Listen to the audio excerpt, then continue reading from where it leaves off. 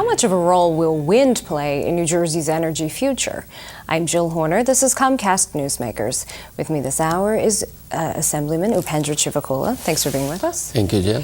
Let's talk a little bit about the current state of wind in New Jersey. We've seen some of the wind turbines off of Atlantic City, but are there other areas that are utilizing wind in New Jersey?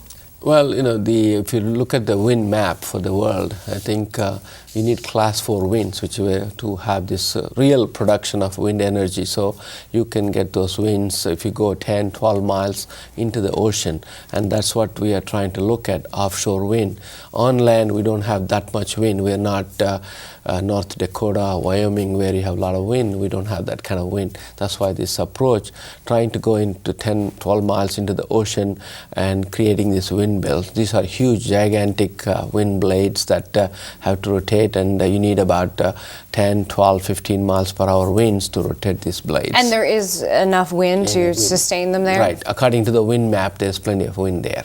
So how would these actually work in terms of building these 15 miles off of the coast of New Jersey? How would this work in terms of getting developers interested, and what are the costs associated with this? The costs are, you need to have a good business model, and you need to have good financing mechanisms. And of course, the permitting has to be done by MMS, who the Mineral Management Services, who are currently busy in the Gulf, trying to come up with a way to plug the hole there. And what we are trying to do is we are trying to create a financing mechanism in this legislation.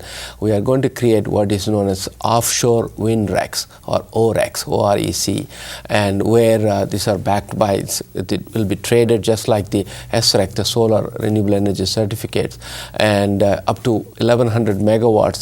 That's the intended goal of this particular legislation, and trying to get the financing through the rate mechanism that we have societal benefit charges to back it up, and try to create a trading program where they can be traded in an offshore wind market. We can do that. What would this mean in terms of potential tax credits? Would that need to be a component?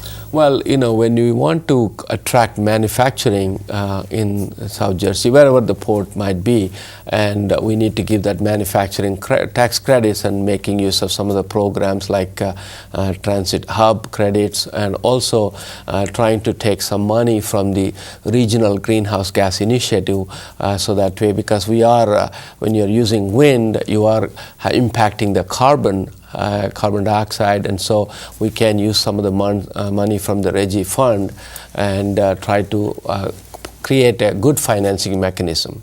Now, you mentioned that these would be a certain amount of energy coming from each of the windmills, but what would this mean for New Jersey's overall energy usage? Would we start to see a significant portion of our energy come from wind? Well, I think probably, maybe if at best, it could be less than 10%, I think.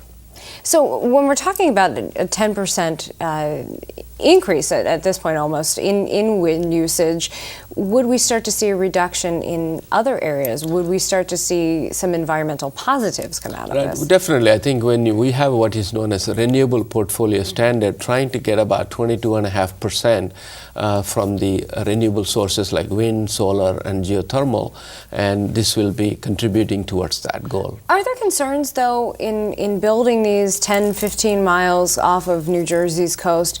Would this have an impact on warming of water in that surrounding area? Would it have an impact on fish in the Right. 10, 15 miles off of the That's coast? why we go through the extensive federal permitting process, and the DEP studies that whole thing to look at the environmental impact, and there are many things that need to be looked at. So even if you pass the legislation today, you're not going to have them a month from now. It is going to take some time to build this thing. Come back, give us an update. Let us know how this is progressing. Thank you. Thank I'll you. definitely do that.